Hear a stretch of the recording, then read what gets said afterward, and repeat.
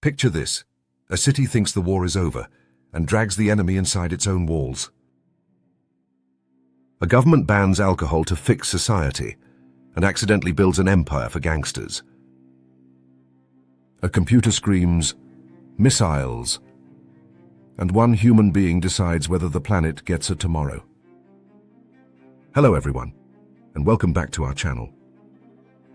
Today, we're counting down the top 10 worst plays in history, meaning decisions that looked smart, brave, or necessary in the moment, and then backfired so hard they rewrote what happened next. These aren't oops moments.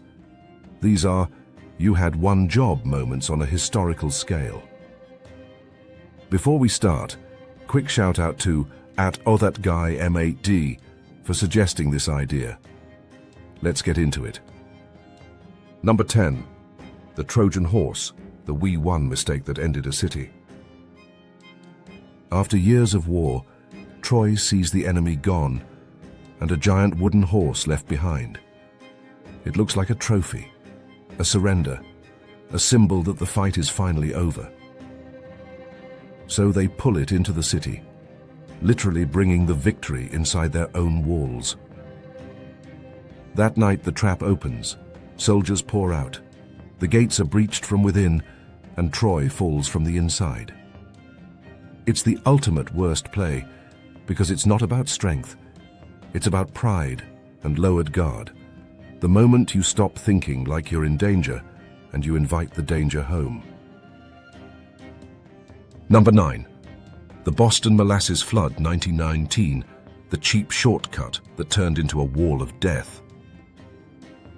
In Boston, a giant industrial tank held millions of gallons of molasses, and people nearby had been hearing it groan and leak for a while. But the company kept it running, because fixing it properly costs money, and ignoring warnings is always cheaper, until it isn't. On January 15, 1919, the tank failed and burst, and a massive wave of molasses rushed through the streets, moving fast enough to smash structures and trap anything in its path. It killed people, destroyed buildings, and left the city literally covered in sticky chaos. This is a worst play because it's the perfect example of a decision every lazy system makes. We'll deal with it later, and then later shows up like a disaster movie. Number 8. The Bay of Pigs, April 1961. The plan was to land a force of Cuban exiles, trigger a popular uprising, and topple Fidel Castro quickly. The landing happened, the uprising didn't, and the operation became isolated and overwhelmed, with limited support and no rescue miracle arriving at the last second. The invasion failed, and the backfire was bigger than the beach, because it strengthened Castro's position and pushed Cuba closer to the Soviet Union at exactly the worst time in the Cold War. This is a classic worst play, because it didn't just fail, it made the opponent safer, louder, and more protected. Number 7. Napoleon invades Russia, 1812. Napoleon marched into Russia in late June 1812 with the largest army Europe had ever seen, expecting one decisive campaign. Russia retreated, stretched supply lines, and turned distance into a weapon, forcing Napoleon deeper into scarcity.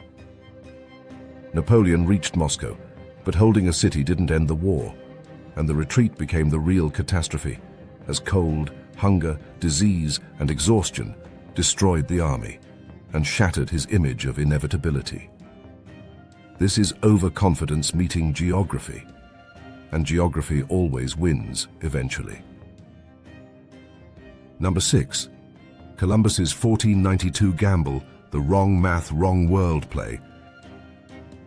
Columbus believed he could reach Asia quickly by sailing west, based on assumptions and calculations that underestimated the true distance. He reached the Caribbean in October 1492, and he still believed he'd reached the edges of Asia, which shaped what he did next. This is one of history's most extreme examples of a confident plan built on incorrect assumptions, because the mistake didn't just miss the destination, It redirected world history and triggered consequences that echoed for centuries. Number 5. Pearl Harbor, December 7, 1941, the tactical punch that created a strategic nightmare. Japan delivered a shocking blow and damaged major US naval assets in the Pacific, which looked like a brilliant opening move for a moment. But strategically, it guaranteed the United States would enter the war fully, with industrial and military force that would scale beyond what Japan could match long-term. It's one of the clearest cases of winning the first move and losing the game, because you don't wake a giant and then act surprised when it stands up furious. Number 4. Prohibition, 1920 to 1933, the policy that accidentally sponsored crime. The United States banned the production and sale of alcohol nationwide, hoping it would reduce social harm. Instead of deleting demand, it pushed demand underground, and underground demand creates supply chains, protection networks, and very motivated people willing to break laws for profit. Bootlegging, corruption, and organized crime grew stronger, and the backfire became so obvious that prohibition was repealed in 1933. It's the classic lesson that banning something popular doesn't erase it, it just changes who controls it. Number 3. Operation Barbarossa, 1941, the overreach that turned ambition into a grinder.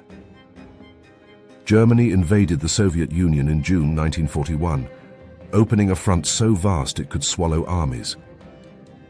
Early advances were huge, which made the play feel genius at first. But then the scale hits, logistics strain, resistance hardens, and time turns the campaign into a war of attrition Germany could not sustain. This is strategic overreach in its purest form, when ambition outruns math, and math always collects its debt. Number 2. The Teutoburg Forest Ambush, 9 AD, Rome's trust the guide mistake. Rome wasn't just fighting tribes. Rome thought it was turning the region into another province, like a routine expansion. A Roman governor named Varus marched with 3 legions through rough forest terrain, stretched out in a long column in bad weather, with baggage and families, believing the route was safe. The worst play was trust, because their local ally Arminius was secretly setting a trap, and he lured them into the worst possible place to fight. In the forest, the Roman advantages disappear, formations break, communication collapses, and the legions are cut apart over multiple days. 3 legions were effectively wiped out, and Rome's expansion east of the Rhine was stopped for generations. It's a worst play because it's the perfect reminder that even the strongest machine on earth can be dismantled if you march it into the wrong terrain under the wrong assumptions. Number 1. September 26, 1983, the night a false alarm almost started a nuclear war. A Soviet early warning system reported that US missiles had been launched. Cold War logic pushed towards speed, because waiting could be fatal, and panic systems don't reward careful thinking. A man named Stanislav Petrov was on duty, and he had minutes to decide whether to treat the alert as real and pass it up the chain. He judged it didn't make sense, because a real first strike wouldn't be a handful of missiles, it would be overwhelming, so he chose to wait for confirmation. The confirmation never came, and it was later determined the alert was a malfunction caused by the system misreading sunlight reflections on clouds.